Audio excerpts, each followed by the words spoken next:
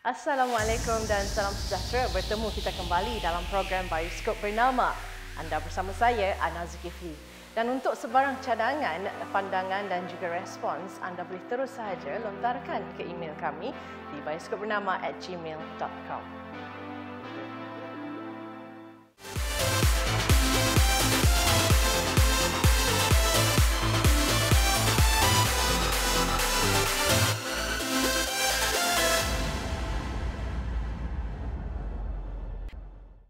Kita biasa mendengar atau membaca kisah Kapten Jack yang masyhur dengan ekspedisi pelayarannya.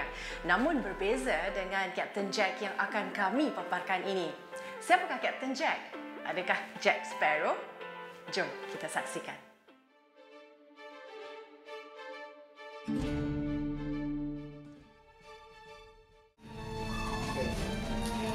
History of transport.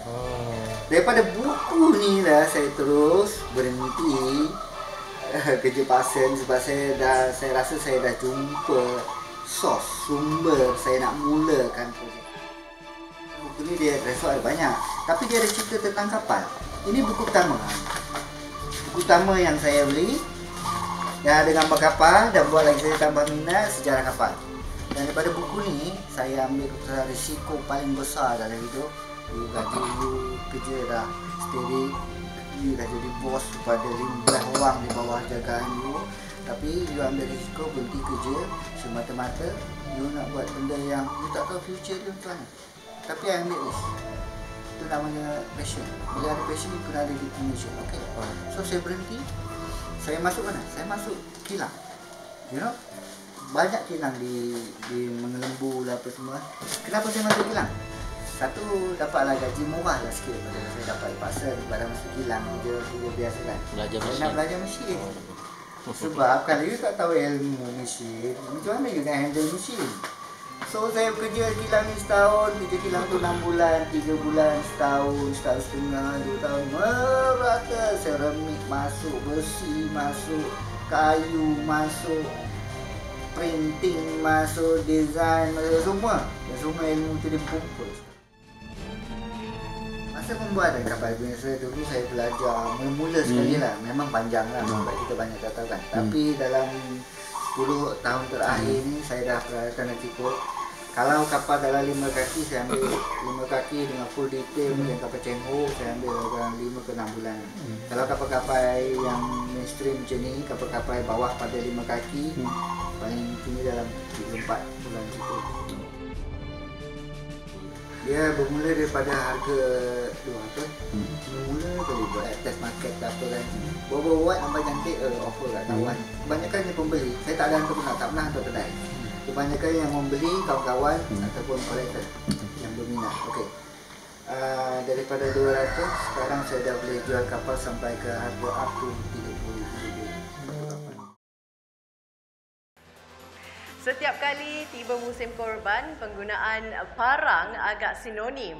Namun, tahukah anda cara pembuatan bilah-bilah parang ini? Ikuti cara pembuatan parang dari jenama My Parang dan Bilah Besi Bidor bersama kru kami.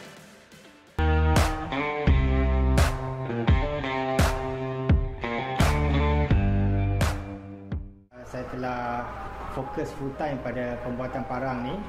Produk kami sendiri yang berjenama My Parang ni lebih kurang hujung 2013.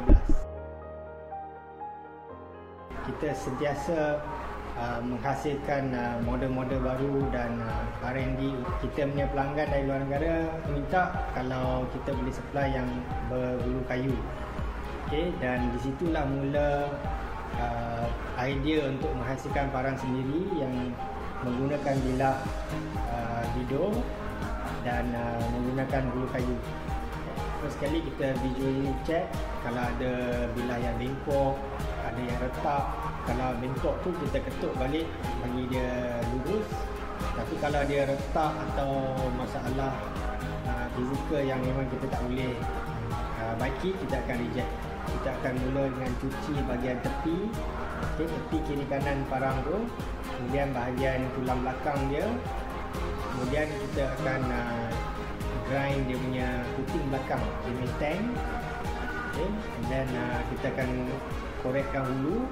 Bila parang tu dah digam dalam hulunya, kita akan tebuk puting sama hulu tu dan masukkan pin. Pin ni untuk keselamatan lah. Jadi habis gelam pin ni, kita akan masukkan temin dia dan gamkan.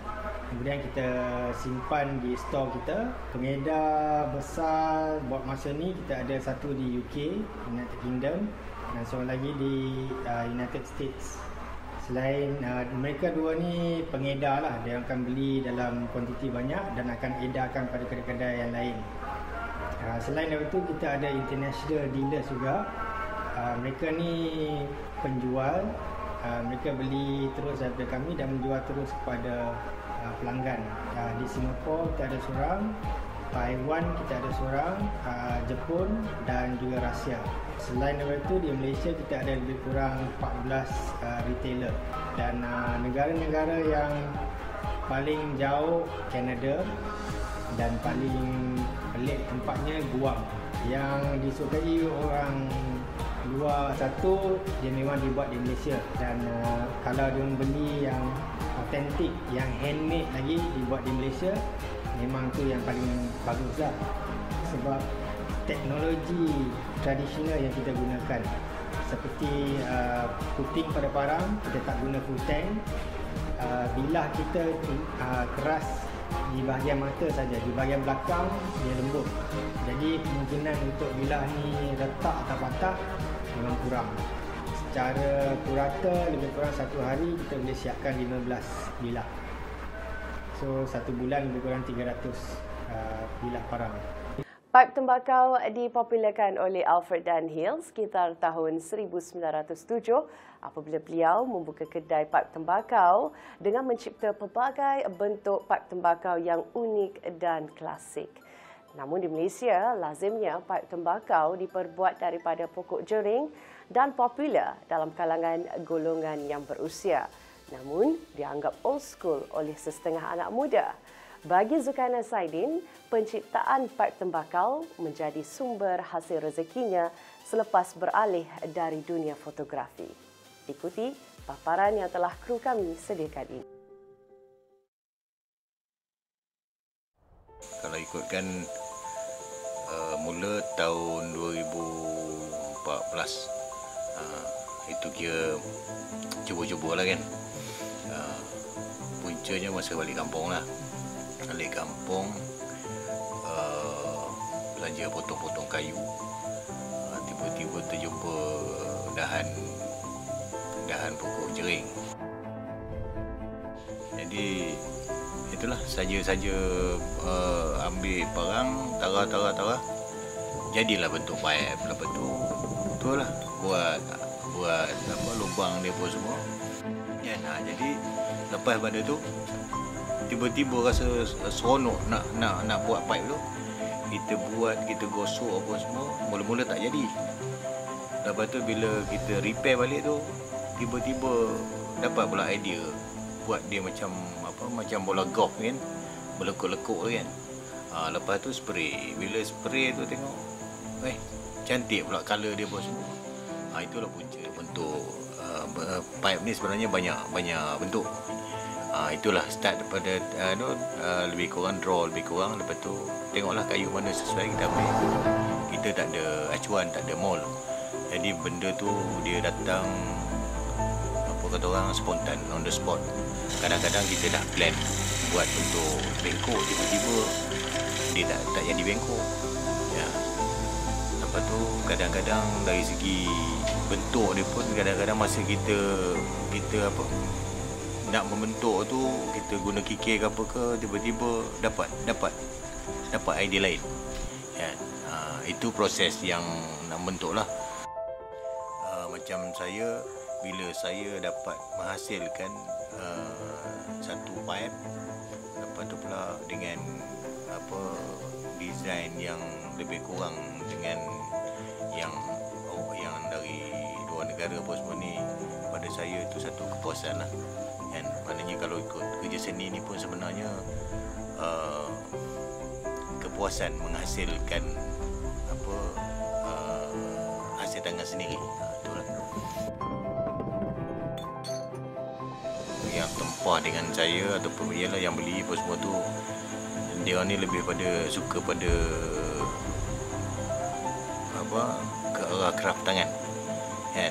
Ada kebanyakannya itulah dia koleksi kan, untuk koleksi.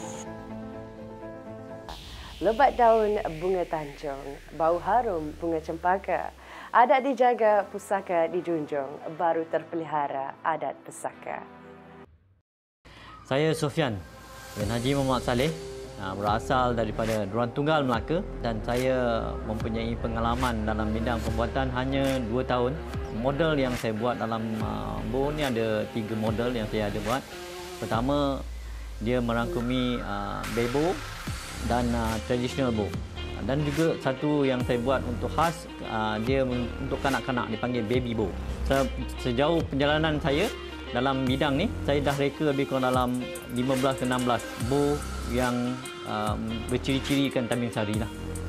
Daripada Tamin Sari Archery ni, kami telah mereka berbagai-bagai model, dan model-model yang terbaik sekarang ni adalah horsebow yang telah digunakan untuk pemanahan berkuda dan pemanahan ground. Dan untuk pembuatan dia, saya buat bow ni dia menggunakan bahan-bahan tempatan, tapi cuma fiber tu sendiri kena import di China lah, ataupun kawan-kawan saya yang supply barang tersebut lah. Proses pembuatan sebenarnya dia datang daripada mula kena ada satu produk epoxy fiber, dipanggil EFG lah. Ketebalan menentukan kepada kekuatan poundage itu sendiri. Kedua, bila kita dah siapkan ukuran-ukuran yang tertentu untuk berapa pound yang kita nak guna, maka dia akan dipotong mengikut kepada ukuran tersebut. Maka jika ukuran tu tepat pada saiz-saiz tertentu, maka poundage tu akan kita dapat lah. Dan daripada epoxy fiber tu, saya gunakan teknik belahan untuk dapatkan lengkungan dia. Bila kita gunakan teknik belahan daripada fiber, maka dia akan mendapatkan kelajuan yang lebih hebat daripada segi bentuk dan kelajuan daripada bow itu sendirilah. Lepas kita buat bending, maka kita akan sediakanlah seperti handle, siah dia, dan bahan-bahan inilah yang saya gunakan daripada kayu ciku, tanduk dan sebagainya. Dan saya berhasrat agar siapa-siapa yang berminat untuk menceburi bidang ini haruslah tekun untuk dalam pembuatan dia. Dan datang belajar untuk pembuatan, kami menyediakan cara percuma macam mana bow tu direka. Semoga anda terhibur dengan paparan yang kami sediakan itu tadi. Program Periskop Bernama telah sampai ke penghujung rancangan. Bagi anda yang ingin melontarkan respons, idea atau sebarang pandangan, anda boleh lakukan demikian. Biasa emailkan kami di periskopbernama@gmail.com. Semoga apa yang telah kami kongsikan pada anda pada minggu ini dapat memberikan idea, pandangan dan juga rujukan kepada anda. Saya Ana Zulkifli, signing out.